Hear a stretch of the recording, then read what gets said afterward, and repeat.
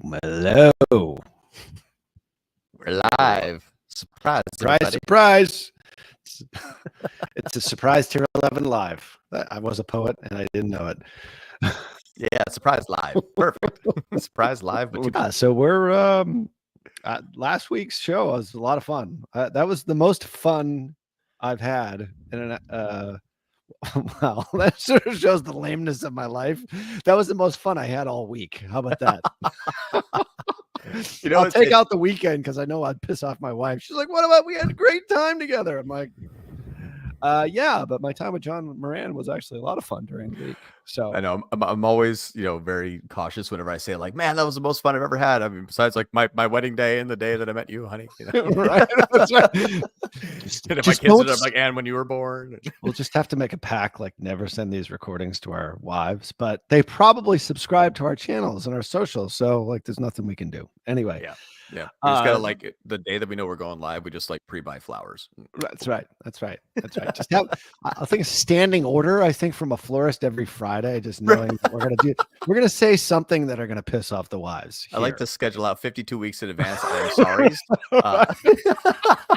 I'm sorry for what I said on YouTube. Yeah, that's right. In advance. I don't know. I can't be held accountable or reliably, sort of responsible for what I might say live. So anyway, so we are live here. Hopefully, we did this last minute because John, you're tied up on Friday. Not tied up, but you're tied up speaking somewhere. I actually didn't even know where you're at. Yeah. Like where are you? Yeah, they might tie you up, but where are you speaking on Friday, actually? Yeah. So I'll be in Times Square in New York City speaking at the Affiliate Summit East. Oh, right. Yeah. So I speak on Monday, but Saturday we do like the sound checks and everything like that. It's supposed to be like 6,500 or 7,500 people there. Yeah. So for my stage fright, it's gonna be great. I'm not gonna be nervous at all.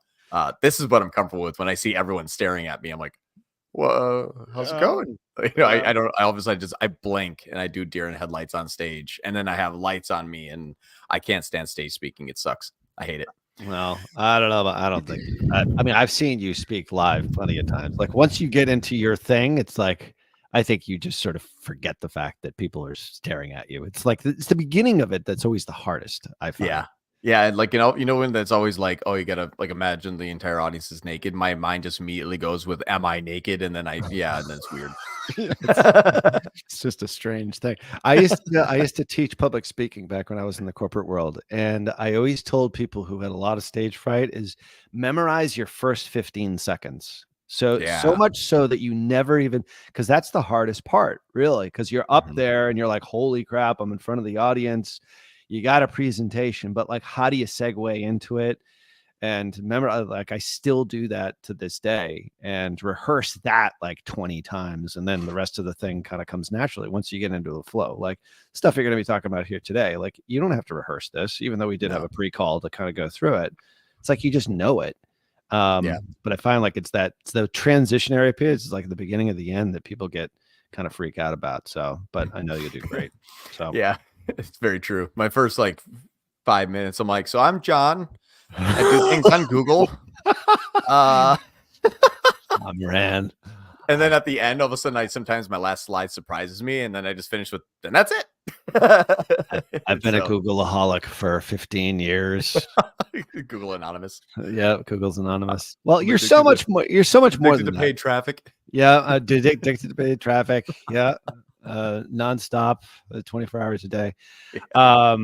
Well, today, I think people know you as like a Google guy. I always sort of phrase this is that people, and I even talked to, I had a team with, or a call this morning with two of the guys on our executive team, just because we were planning out some of the acquisition stuff that we're doing right now. And we were talking about you, and they're like, well, somebody said, well, John's traffic. I'm like, no, John is not traffic. John is strategy. He has a traffic bent to it, but he also realizes creative is super important, and he understands that he's not the greatest maybe at creative, which is the reason why we're acquiring this creative company, which is going to be great because they're going to be a great partner. We've been working with them for 9 months. We know that they're super smart, but like you get like the high level strategy of what's best for the client. And that's the thing that And then you say, all right, well, what's my traffic strategy? Well, part of traffic strategy is creative. You realize like you're not the guy who's going to go do like, script the video and do all that sort of stuff. We've got people that do that, but you realize like, top of the funnel, like at awareness and then consideration, and ultimately action and conversion, like there's different types of creatives that do all that. So, but what you really understand, and what we're talking about here today, is the higher level strategy of like, what's the goal of the client?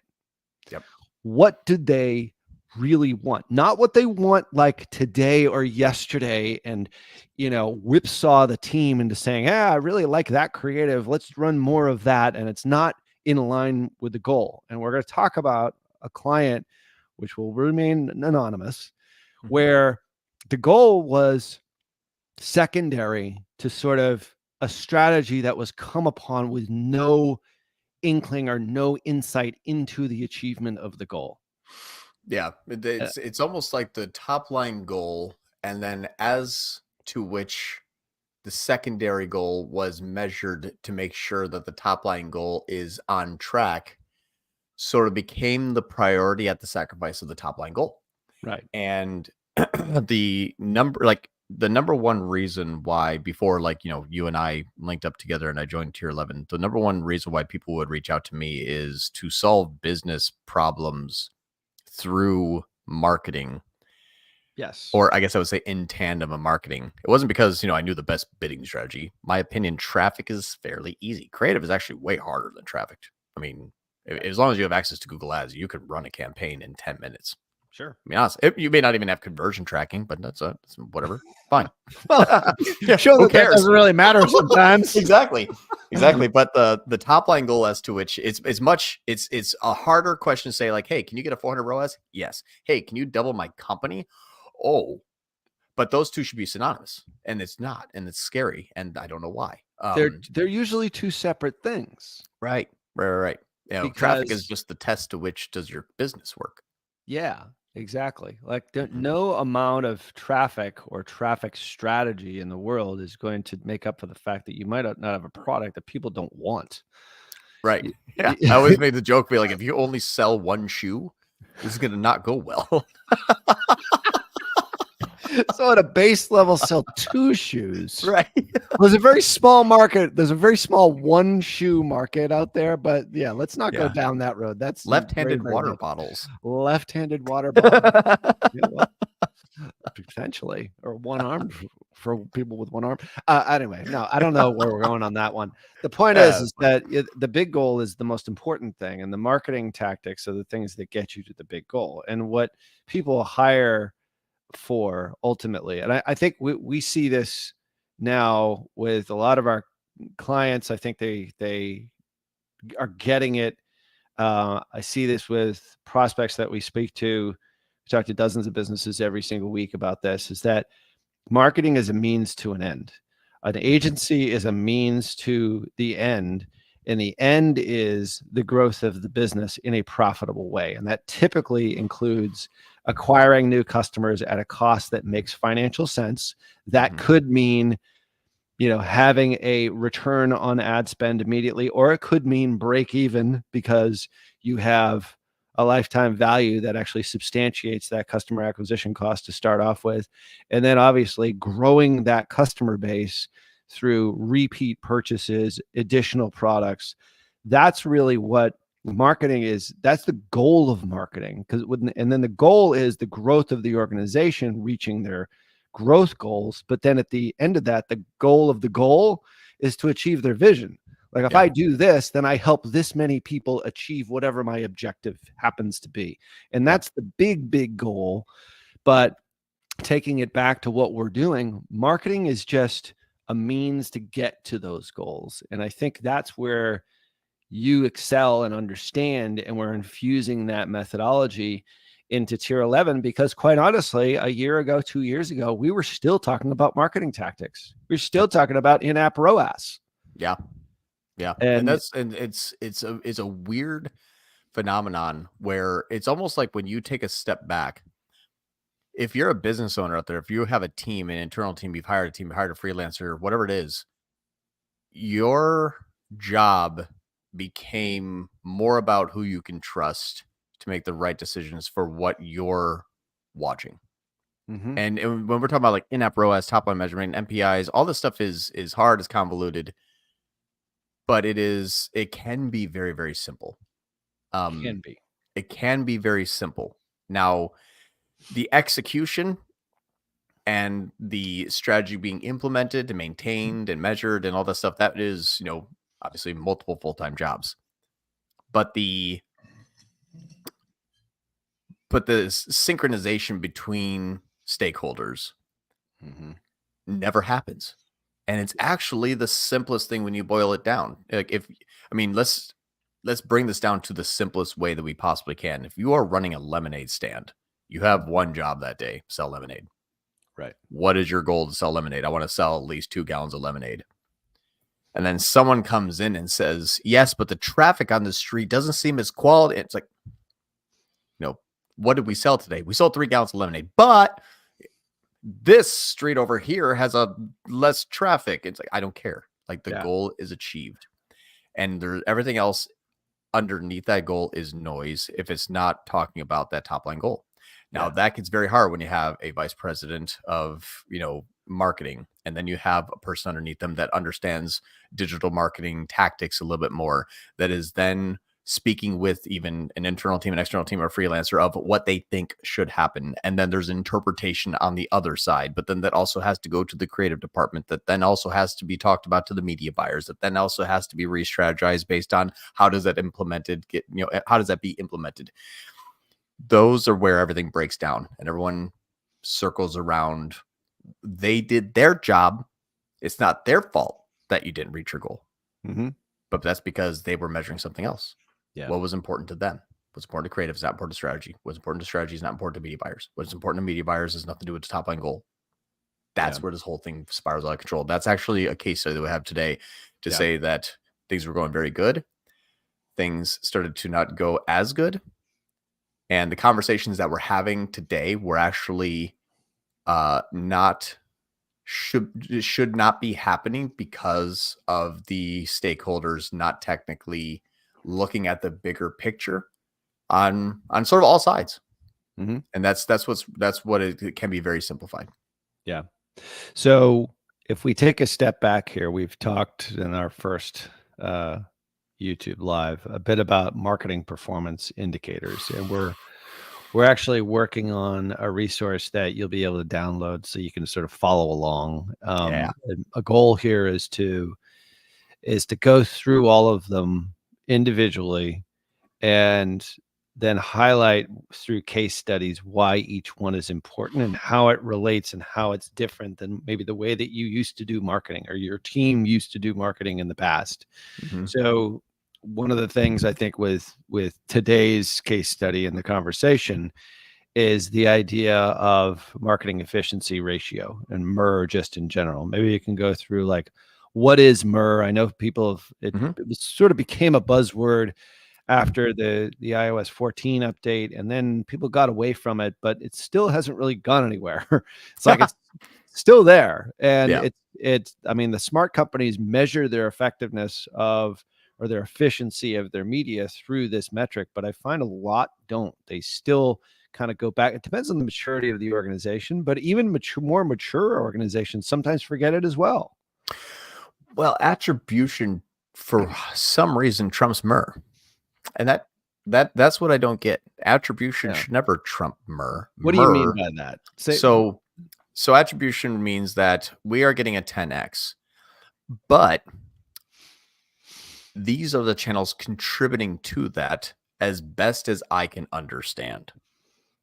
And we say that the media efficiency ratio is not really tracked, not really measurable, not really understood, it's kind of like if your attribution is good, you should be able to achieve a better MER. And that's actually never the case. It never is.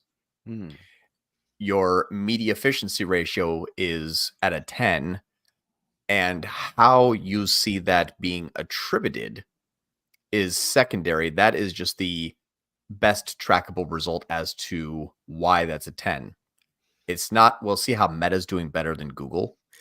it has a higher ROAS. So if I push more into this, that means my media efficiency ratio should be higher. And that's what people typically do is they look at attribution. They try to figure out the why and they try to force a why rather than understanding the traffic flow and how it's attributed, which means each channel will only measure a portion of that person's journey only to the ad spend in that channel.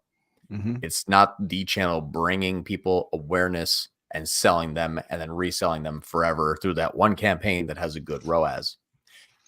People don't understand that when traffic flows through through a customer journey, you're measuring, well, Facebook started, Google captured, emails sold, SMS resold.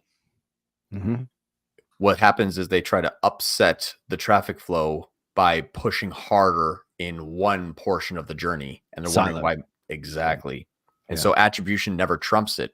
It should be, okay, if I see that my 10x MER means that this portion started here, continued here, converted here, reconverted here, in order to keep a ratio, a media efficiency ratio, all cash in, all cash out, your all cash in needs to be divided by how much journey did each area produce and add in the ad spend equally to those journeys.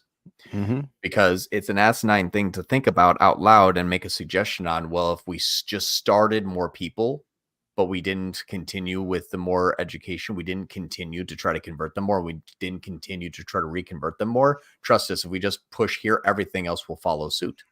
It's paid media. You can't, if you say, hey, I have 10 shoes in my warehouse, but I can sell more shoes if I just make the doors wider, I'll get to 20 sales. It's like, no, that's not how that works. So you don't just make the door wider. You have to grow the doors, the warehouse, the products. I mean, you think about it like, okay, well, after step one, don't just be like, step one, more ad spend. Step two, profit. Like it's not, that's not how it works.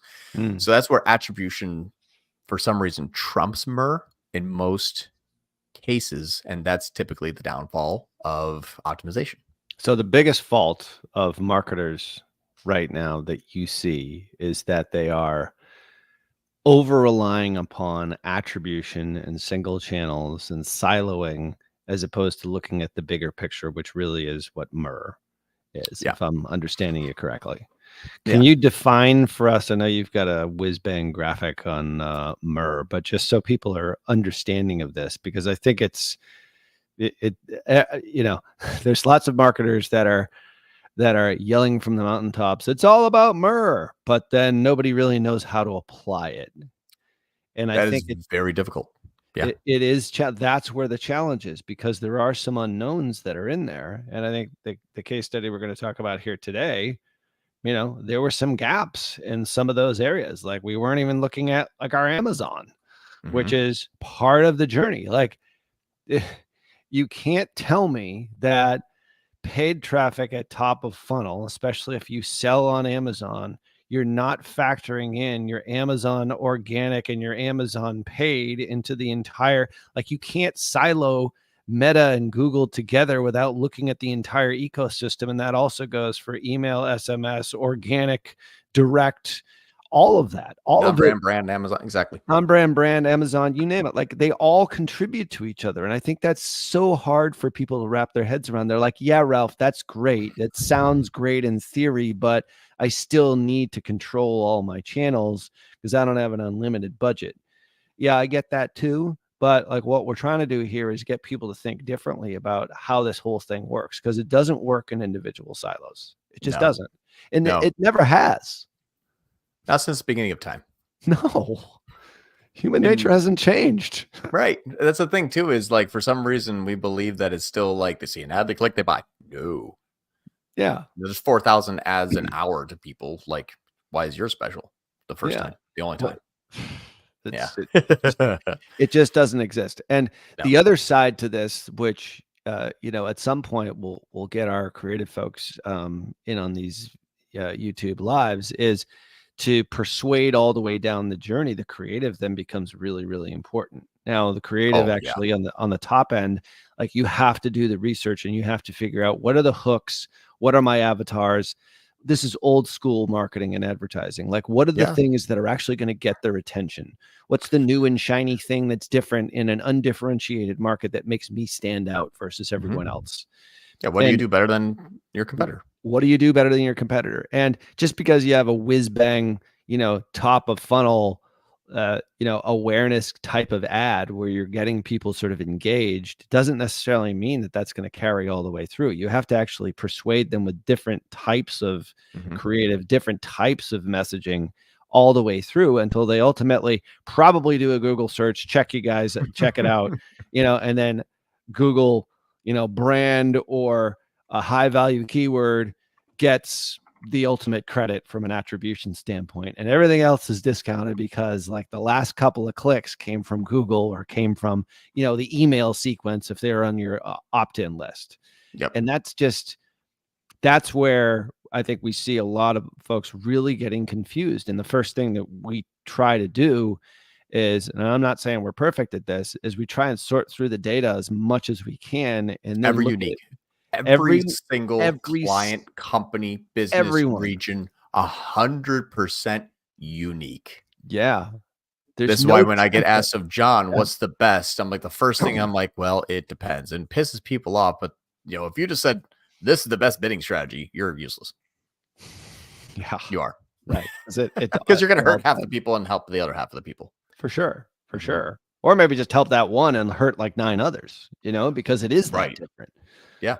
So let's get back to it's not. I'll make one last screen share point on this. Yeah. And this is where I love screen shares. I know screen shares are the best. I can't talk without screen shares. It doesn't work in my brain.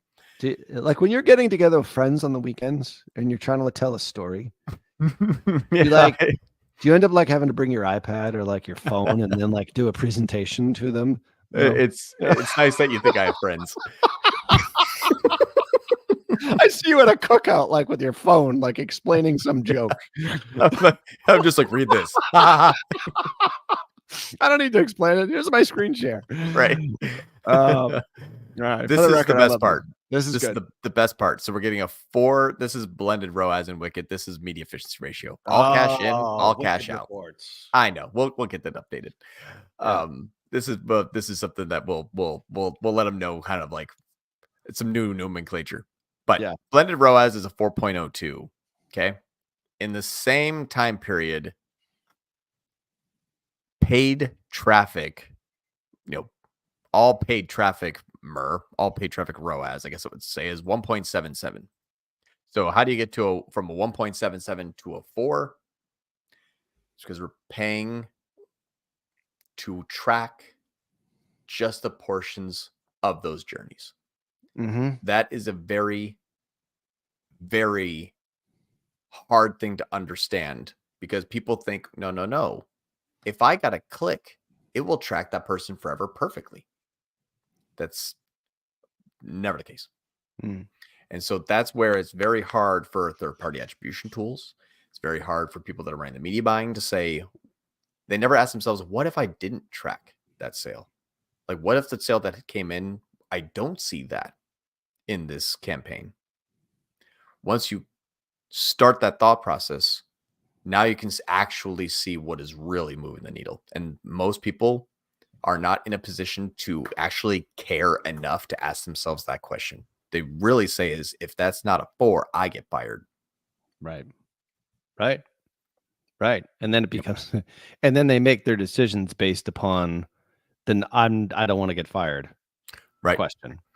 Right. It's, why is your campaign horrible? Well, if I just measure the last step, it's going to look fantastic, but that won't grow your business. But if I just measure the first step, it's going to look fairly terrible, like 1.77. You're going to get mad. Probably. But if the top line target was 4, now, great job. Keep starting people on the journey. I don't care what that looks like. So I guess like to that question, maybe we can get into the case study here, because this sort of explains this, is how do you figure that out? I guess there's like, there's that messy middle where you have to sort of figure out, how do I allocate my ad spend in order to reach the optimal MER? Yep. Right. Exactly right. Yep. And that's That's the part that is unique. And that's why I love case studies, because the complexity as to which the measurement has to be done post MER is what is usually hard and very, very expensive. Okay. But it has to be, I'm just going to blur some stuff out here.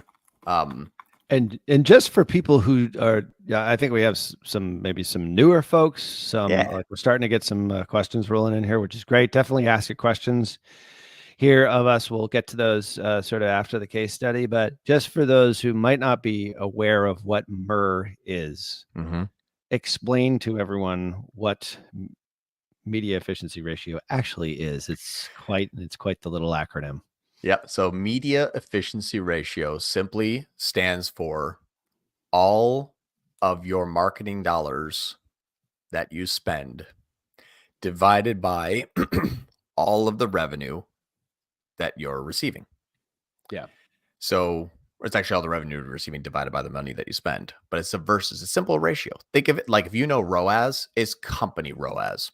Right. It's the best way to do it.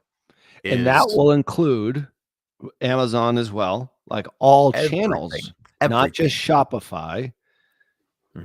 So, and not all to cash in, but we're going to talk about that here. Is I think when you start separating them out, thinking that paid media and what happens on Amazon is two separate things. This is an e-commerce brand that we're going to be talking about here. Like, that's a huge mistake. It's a huge mistake, because you're not really looking at MER. You're still looking at a channel. You're like, oh, well, my organic and my paid on Amazon is doing great. Well, where do you think that organic awareness is actually coming from? Or maybe are you bidding on your brand? Are you bidding on your brand? Right. And that's your paid. Like, where do you think that's coming from? Or like a high value, I always say high value, but high intent based keyword in your niche. And what those things are. And you even skip the optimization. Like, if this non-brand keyword works in Google, then you can also maybe have that work in Amazon. But what's funny is you may get the first click on Amazon, but your product that they want maybe isn't on Amazon because it's a SKU that's not there. And then they buy from your website. Like, these things go both ways. I've seen it before. Or they buy from your competitor. Right. Yeah. Let's jump into this case. Okay, let's go. Amazing stuff. Yep. So I'm going to full screen some stuff here, because I want to talk about a journey. And you probably have all been on this journey, whether you're a business owner, whether you're a media buyer, whether you're an agency. Everyone's been on this journey. And I want to explain some simple things that are good and bad and what happened. So this is how my brain sort of works. Like, this is your brain on John drugs. If you see, there's a lot of drugs too. A lot of drugs. Yeah. I love drugs. So if you look at the sales here, we see, kind of a really nice year-over-year ramp. Now we see the traffic is a really nice year-over-year traffic. That's a beautiful slide up until very, very good. Just recently. Was that like a 35-degree angle? Beautiful. Now, that's lovely. Right.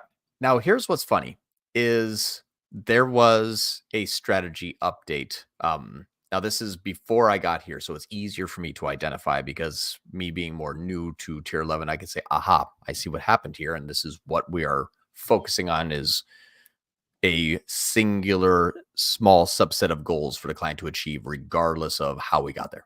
Right. Now, what we see here is there is a client goal, a company goal, to reach $12 million in annual sales. And it was on track to do that. Now, there was a pivotal point here, kind of in March and February, where we see that there is a February traffic going from 257,000 users to 264,000 users, but we see the revenue go from 683 down to 513. Like, there was like a aha, like a why, a what happened here. Everything was going so well. There was a pivotal point. Yeah. Now, the way that this has been measured recently is by an NCAC target. The NCAC target was kind of all of a sudden, after this change here, not currently being met. And because that NCAC target was, in my opinion, measured incorrectly and not being met, it caused pullback. So this is not a, let me just stop sharing here, because I'm going to do a different screen. I'm very cautious about ever sharing the client information. So we're going to have to do a little bit of rejigging here on my screen. Okay, good. And while you're doing that, I'm just going to define NCAC in case you're new to this channel here. New customer acquisition cost. New. Yep. These are people who have not bought before. We have another metric for people who have bought before, or all people who buy. But NCAC is one of the MPIs, one of the marketing performance indicators that's so vital, and one of the ones that you use constantly in order to measure the health of the growth of new customers who didn't know who this customer or who didn't know who this client was, and now they bought from them for the first time. Yep. Now, fun fact, I found out after I started to investigate that the NCAC target was only on people who were purchasing through their Shopify site, but not the other half of the people that were purchasing on Amazon. And an issue that as you sell a higher price product that is also, has some shipping tied to it, and it's a heavier, larger product, people want to buy on Amazon because they know they can get it free tomorrow. And that is the case here. So measuring half of the global metric of NCAC, we're not measuring all customers. We're only measuring customers on a small subset. That was the simple measurement here is what kind of pushed this into the wrong area. I'll share with you what I mean. Yeah. This here was going up and going down. Obviously very simple, going up, going down, orders going up, going down. If there was an inefficiency, this would have continued on this way and this would have gone down. Now that's an inefficiency. This here, in my opinion, was more like a self-fulfilling prophecy. We didn't start pulling back because of this.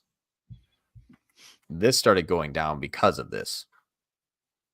And you say, well, John, there was a time period where you said that there was more users here and less sales. That is actually true. Yes. The issue that we saw, let me just switch this over here so that I can get back into my other view. There we are. Sorry for the hot potato on screen share, but very susceptible to never, share client information. So I want to use this as a case study, not as a specific example. Yeah. The reason as to why February and March went up here and the February March dipped down here was there was an internal discussion that happened on our client side. This is, we should start to test other products. The reaction as to which is tier 11 unfair, that's not unreasonable, not at all. It's a fine idea. However, absolutely, the execution though was not measured correctly, and that's where and on all parties for good measure though, for what everyone believed was actually the health of the business, which is there was no egregious. It was just a little bit off target. And what ended up happening is we would like to test other products. Okay. The pivotal moment was let's allocate ad spend appropriately and additional ad spend appropriately. What ended up happening, and this is what's beautiful, is what ended up happening is when other products were introduced, a lot of agencies, media buyers, clients would agree, let's pull some ad spend from over here and push it into the other products to test. Everyone on this call probably says, yes, I've done that before. I've reallocated ad spend and try to diversify my product line. We had a fairly high concentration on a singular small group or a singular product, and we wanted to build our fortress into diversification. It's like a stock portfolio. Not a bad idea. Makes total sense. Yep. What ended up happening though was the pullback on the best-selling item was kind of the tipping point into the reduction. So the tipping point into the reduction was these other products aren't doing as good as our main product. That was not yet seen. What ended up happening was NCAC was affected. NCAC, the cost per acquired first-time customer, went up. It was more expensive to get customers.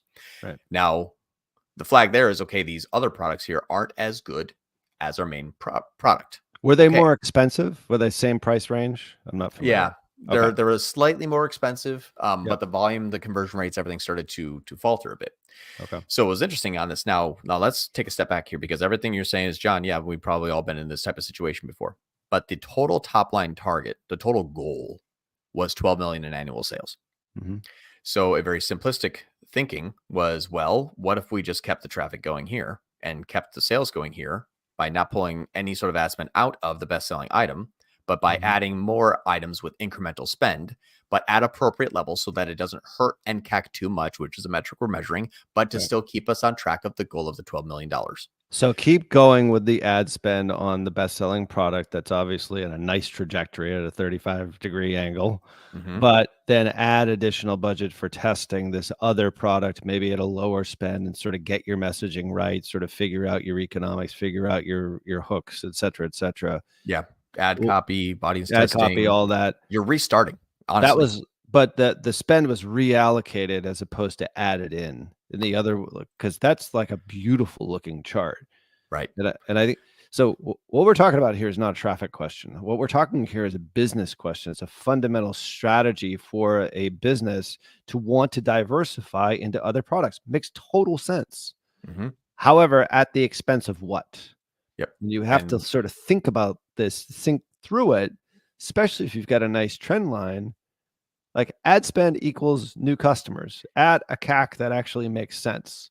Or an NCAC that makes sense. You take away that, all of a sudden, the business fundamentals change. And that's what was interesting is we ended up slightly measuring incorrectly. And I'll just screen share here, and I blurred this out here. This here, for example, this was the best-selling item right here. There was 58,000 landing page sessions in the last 30 days, which is 53% lower than February of this year, which is the tipping point of going from our best-selling February to our decline in March. At this time right now, we are 53% less than where we were in February. That's first item number one to think about. Okay, we're 53% down in traffic and conversion. We're 53% down in global best-selling product on the best-selling product, which has proven itself. All things being equal here, you know, that sometimes this happens. Like you have to shift. I mean, we've had many customers that say, "Hey, we're going like gangbusters, but we ran out of inventory and we have supply chain issues and we can't actually manufacture." Like that's happened. I can think of a dozen things off the top of my head. So you have to shift almost, but these guys didn't have that problem. No, and that was what was interesting is it was sort of a, if we measured correctly, like if there was a person on the call that says, okay, if we test other products, how does that help us continue to grow to our $12 million goal? Exactly. Bingo. And that's where all stakeholders have to measure the same thing. Going back to the beginning of the podcast, when I say, well, this person's measuring that, this person measuring that, there's maybe a vice president of marketing that says, hey, let's test more products. And the other person on the other side says, yeah, that seems reasonable. But now maybe the other stakeholder that is measuring the top line goals says, hey, why did we all of a sudden hit a crest and start going down? Those are all of things that measurement is so extremely important. And the way as to which it was measured starts to get now into my other thing where attribution trumps MER. So I'm going to share screen again, because this is kind of also the explanation as to why it was okay to do this in the beginning. When we look at this here, this measurement piece, this is measuring quarterly revenue targets and quarterly spend targets. And you can all see here that it was set up for beautiful success and was profitable, and there was a pullback when there should have been a push. So the reason why this came up is the client says, hey, I believe that we're spending more money and we're not necessarily achieving more. That feeling is correct. The media efficiency ratio stayed about the same at scale and actually got a little bit better at the drop, but the top line goal was still ignored. The reaction as to which their suggestion was, hey, I believe we should pull back in paid revenue, in paid media. Well, when you look at a graph that's going up and then going down, if we pull back more sessions, more users, more clicks, that revenue is not going to hit that top line goal. Yeah. And this is proven out by MER. Here's where it was proven by MER. Q1 revenue was 2.25. Spend was 690. That gave us a 322 MER. This is what MER is. Spend 690,000, get 2.2 million, 3.22 media efficiency ratio. The goal, though, the revenue targets needed to be higher. So you'll see how the revenue targets go up as it goes further down. Now, these two are reset because of the issue, but you'll see that it goes from 2, it would be going to 2, then to 3, then to 4, closer to 5. So the spend should go from 6 to 9 to 1.3 to, you see how it starts to go up here. Then when things started to not go as great, you see a pullback. 541,000 developed 2.1 million. Well, that 500 that reduction actually made it 3.86 mer. Sure. That It looks became better. even more profitable. Right. Right. We all know that when you scale, things get a little bit tighter. When you pull back, things look a little bit easier because you've already paid for the users that were going to buy anyway. Right. So economies of scale work both ways. Now, what was interesting is when you're looking at this, if I'm someone in an ownership position, my question, which was my question to the team when I first started reviewing this, was, well, if we needed our revenue target to go up, why did our spend go down? Very simple. And the catalyst was, well, we decided to test other products, and it was kind of agreed upon that the reallocation of funds would be used for diversification. Fast forward now a few months later, and now we're off goal. And now we're wondering why we're not hitting our target. Well, it was simply because of that one decision. And that's where I think all stakeholders need to discuss what is it that we need to do to achieve the continuation of what we're doing. It may be not necessarily reallocating spend. It's not channel. It's not revenue.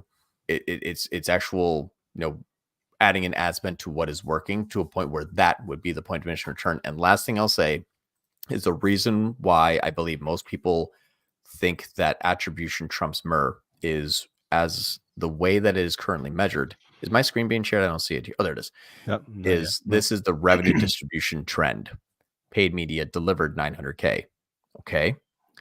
But organic 615,000 means that no one ever Googled their brand name organically, which I find, that's impossible.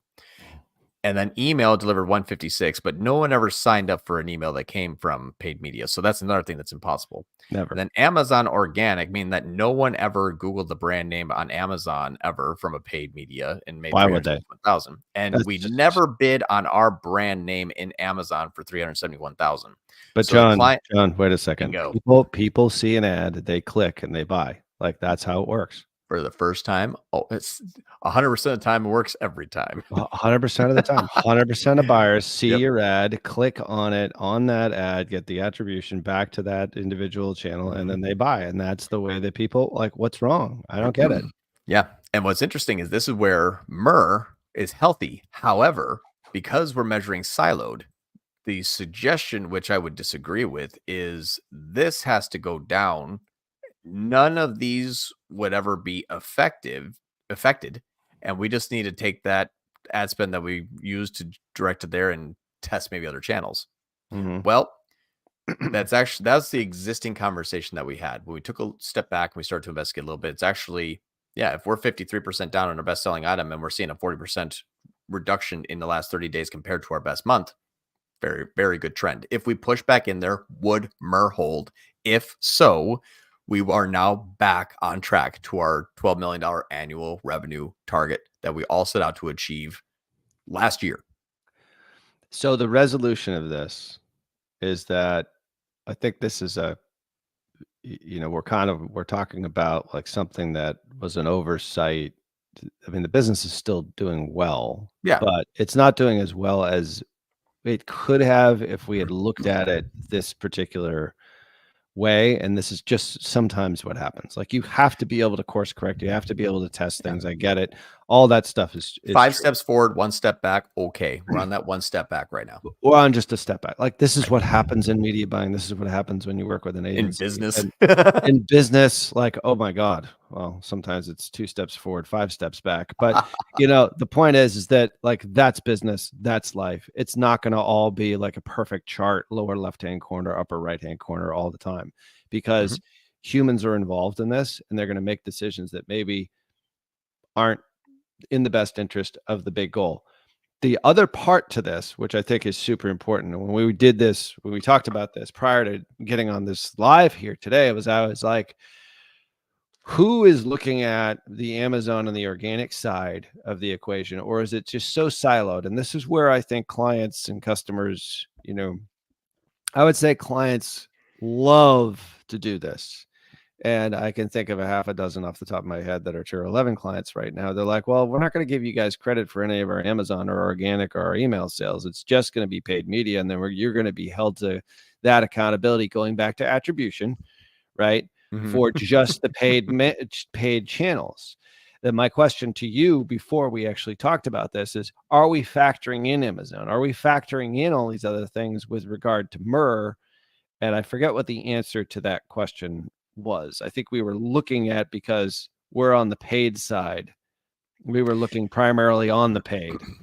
Yeah, MER actually was never measured, which was interesting. Okay, so that's sort of the big idea here, really. It was a NCAC KPI. If this looks good, we hold tight. Got it. But the top line goal was 12 million. If the top line goal is 12 million in sales, I would assume you mean 12 million in profitable sales, right? Which means you take into consideration your gross profit, your net profit, those things like that, which means you then come out to a blended ROAS, also known as MER, which is, if I need to get to 12 million, how much can I spend? You can spend $4 million, no more, in 1 year time to make 12 million, and I will be happy. Excellent. That means we always have to keep and maintain a 3 MER. That had nothing to do with testing other products. Didn't. We're on track. Yeah. So testing other products was now this is changing the goal. Our goal no longer is 12 million in annual sales. Our new goal is, can we diversify our products to a healthy amount? Now, if we said, I need you to keep a $12 million goal, but also add in 80% more SKUs into the equation. Wait a minute. That's like saying, take Toys R Us and turn it into Home Depot and continue on the sales trend. It's like, we're selling different products now. Yeah. So you've completely changed like the fundamentals of the company. Exactly. Now it's the same product, but it's untested, which means if it will only put the goal in jeopardy. So if you want to diversify, into different products, and you've got one bestseller that's just continuing to do well, like, don't take ad spend or media spend. I'm not going to say I'm going to say media spend just in general away from that best product. How do you test the other? Because this is a question for a lot of businesses. They're like, well, absolutely, I'm kind of a one product wonder, but I've got like all these other SKUs that I want to sell and I want to test. How do you do it in such a way so that you don't harm the big goal? That's beauty of MER. It's a beauty of MER. So, for example, if you have one product that looks like that 35-degree angle for the last 2 years, you continue on with that. The other products are now a separate meeting to discuss. Right. It means, what are we continue to doing to keep on the trend? Then the next 30, 60, 90, 121, 50 days, we are adding 10, 20, 30% in ad spend over that course of that main product. And here's the creative, and here's the traffic, and here's new customers, all that. Here's how we measure Amazon. That all stays exactly the same as we have been doing for 2 years. Right. Next step, what incremental ad spend, what separate additional ad spend can we use to test these other products at a safe level to what? Never fall below a global 3 MER.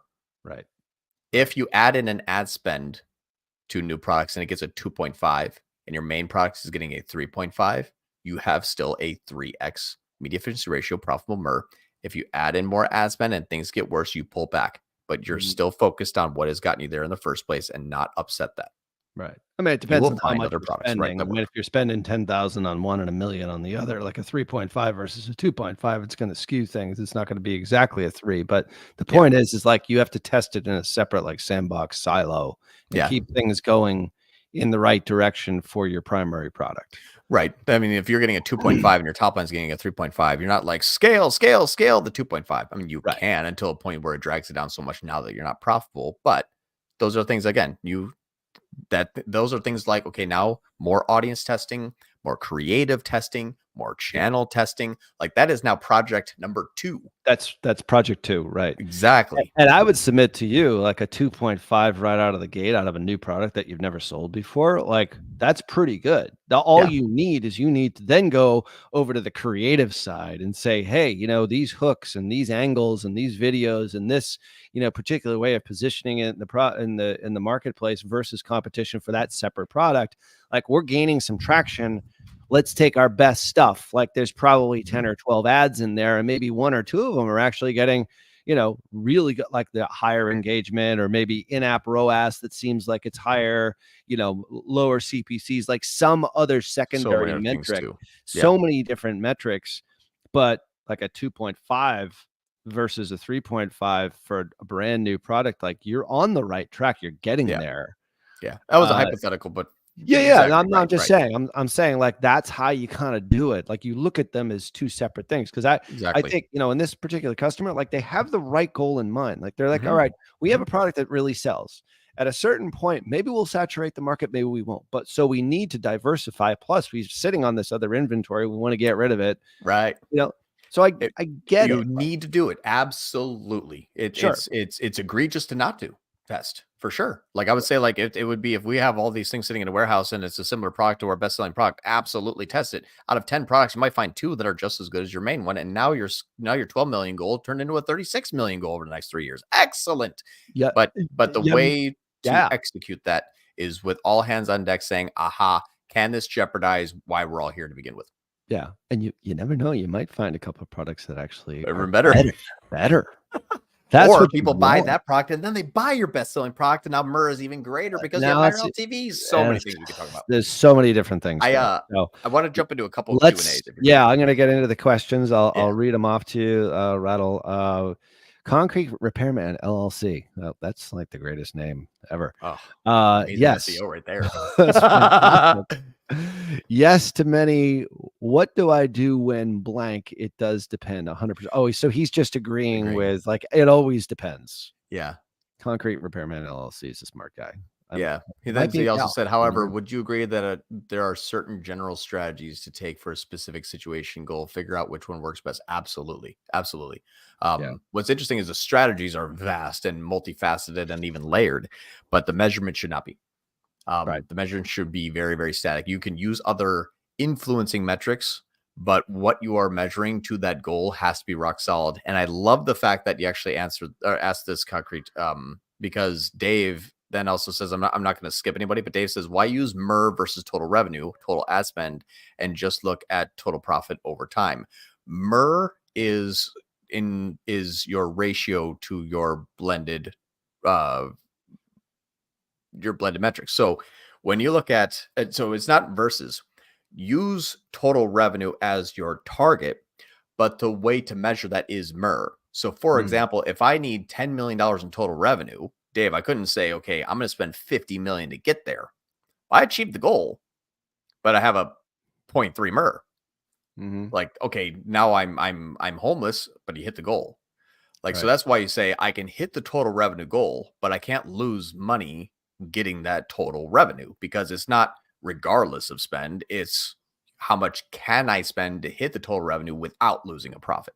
Right. So if you want to look at total profit over time, my question is, those have a lot of other miniature factors to do, which is what has good LTV, what works organically versus doesn't organically. Do I have to pay for that sale? When you don't have to pay for your sale, your MER increases. How much more can I lean on my email and SMS to continue with that LTV, so I don't have to spend additional incremental dollars by bringing in people back to have an LTV, which also increases MER. So all those things then say is what's best strategy can I use to increase the MER as much as possible to achieve that revenue total. Right. I think also, and the point of what Dave mentions here is like, he's thinking about total profit, like at the end of the day, I've done many videos on this. It's like the aim of business is profit, because you have to actually, it's the only reason why we're all here. no profit, no people. Right. So hard to achieve your vision when you're not profitable, unless you just have, lots of VC money, or you're Jeff Bezos when he first started Amazon. Or if you profitability for 10 years. Or if you want to run kind of halfway correctly and not be profitable, but still bring in a ton of money, you're the government. Yeah, absolutely. You can stop right at a deficit. Just keep borrowing money from the Federal Reserve. It's a whole other conversation. So anyway, but you have to know what your ideal MER is based upon what your targeted profitability percentage is, and like every business has to understand that. And then you figure out what it costs to acquire a customer, and then you figure out MER based upon that. So yeah, and we have a whole segment that we've actually shot individual videos on all these MPIs, NCAC, AOV, NAOV versus, CP and in-app ROAS, blah, blah, blah. So there's a whole bunch of more stuff coming out. Bence actually asks, he says, love your work, guys. Insanely valuable. Thank you, Bence. Really appreciate that. Says, how do you convince client to let you start using MER as the main KPI if they don't really want to change? And that is a great question. I spent the last, 3 years ago, I spent a year doing this. My number one thing that I've always gone back to is the reason why you would get fired. That's what I would tell the client. I would say, if I can keep your media efficiency ratio above a 4 and I can scale your spend and your revenue, would you be happy and profitable but fire me because one campaign has a 68% ROAS?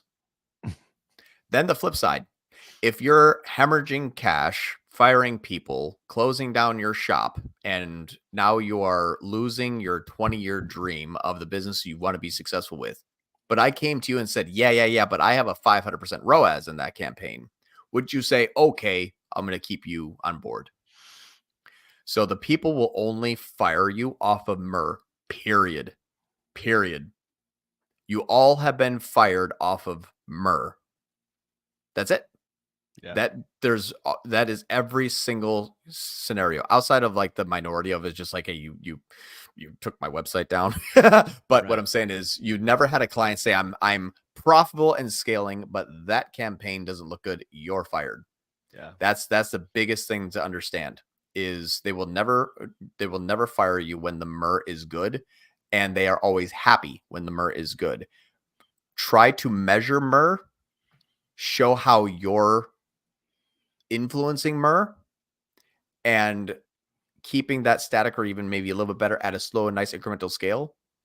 Because once you've proven that out, they will trust you. They trust profitability. Your explanations as to what you're making are not attributed because that looks like that. I'm going to do this here. It's, I'm going to engage this target because I believe I will go through the funnel this way. I will spend only this amount of money there so that my MER looks good. So that's the biggest aha moment, is you will never be fired on a very healthy and scaling revenue and static MER. That's everybody on this call. I will say this though, you, the individual who's managing that client, has to change the narrative in a forceful, and we're going to give you the tools here to be able to help you with this, in a forceful and knowledgeable manner. Because at the end of the day, they're not hiring you for a 300% ROAS on Facebook. They are hiring you because they want more MER. They just might not realize it. Yeah. So that's why these MPIs are so important, for you to understand them and be able to be armed with something that then says, this is the stuff that really matters. And maybe we've measured it differently in the past. And I've seen you do this in a couple of client calls where it's like, you're emphatic about it. And they're like, yeah, that makes a lot of sense. When you explain it and you can back it up, it becomes back to business metrics versus marketing tactics and, in-app metrics that can lead you astray. I know we've only got just a minute or so left here. I just want to make sure that we get to everybody who has asked a question or just about, and obviously, when it's when we're good when here, we right? When we do these, when we have like a little bit more than like 15 minutes to prepare for it, we'll certainly have a whole lot more customer interaction. So there's a couple of more questions here on NCAC, which we can probably get to in the next live. But the goal here is to be on these every Friday. We just have to pick a day and time, and then have it on a regular recurring schedule. Sorry, Umair asked a question. I appreciate we brought to our attention. How do you reduce the cost of new customers and CAC? I know we're over time, but here is the first thing. When you're looking at your benchmarking metrics, which is another live and another video that we're going to be looking at, if you're looking at multiple sequences of a customer journey where they find out about you, where they click, where they be remarketed, where they convert, where the LTV, you should understand the customer journey first. You will never affect NCAC unless you truly understand how much you're paying for each part of the customer journey. Once you identify that, you're going to see areas that you are overspent on. Or if you increase in only that specific area because you're trying to force a section to do the heavy lifting of all sections, like push more remarketing to help everything, you'll see that that will become inefficient and your NCAC will go up as you add in more ad spend to that particular area. You will only be able to reduce NCAC by saying, this takes way too long. I'm spending way too much bringing too many people in, and I'm not actually, bringing everyone else through the journey. I'm overspent on my awareness campaigns, or I'm underspent on my consideration campaigns to really keep selling the awareness campaign. You're overspent in a part of a journey. When you find out the overspent in the part of the journey and you pull that back, you'll see NCAC reduce, volume will not change, and your costs will become less because that was overspent. Yeah.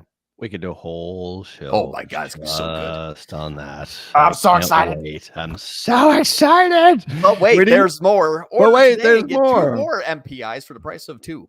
That's right. That's right. Our MPI lead magnet is almost done, John. It'll be done by Thursday night, so people can actually, go walk along, sort of go along with all these acronyms that we're throwing out here. But anyway, this has been tremendous. Thanks for everyone who did come last minute notice here. We'll figure out, these are going to be on Fridays. Friday's a great day. Not this Friday, but moving forward. Everyone. Yeah, we'll let everyone know on our socials what time that will be. It's like herding cats between my schedule and John's schedule. So we will figure that out. And we've got a lot of stuff to talk about here. A lot of really interesting things, which is very exciting because I don't see anybody talking about this, John Moran. No, so, but it's weird because you even see inside of the questions and answers, it's like, oh, I understand. Like, this makes sense. Like, very valid. Like, it's hard to deny this, but it's very hard to get there unless you've been doing this for 10 years with hundreds of millions of dollars and spend and thousands of clients. Like, this is what you learn. Yeah. Well, this is what we hope to educate you on and help you understand it, because this is where marketing is going. This is where the puck is going, as Wayne Gretzky says. It's not where it's been. So Awesome. Thanks so much, John Moran, for this Tier 11 live. Thanks for everybody for coming on. Can't wait to see you on the next one, and we'll post it on our socials when exactly that is, probably about in a week and a half. All right. Awesome. So until then, thanks everyone. See ya. Bye-bye.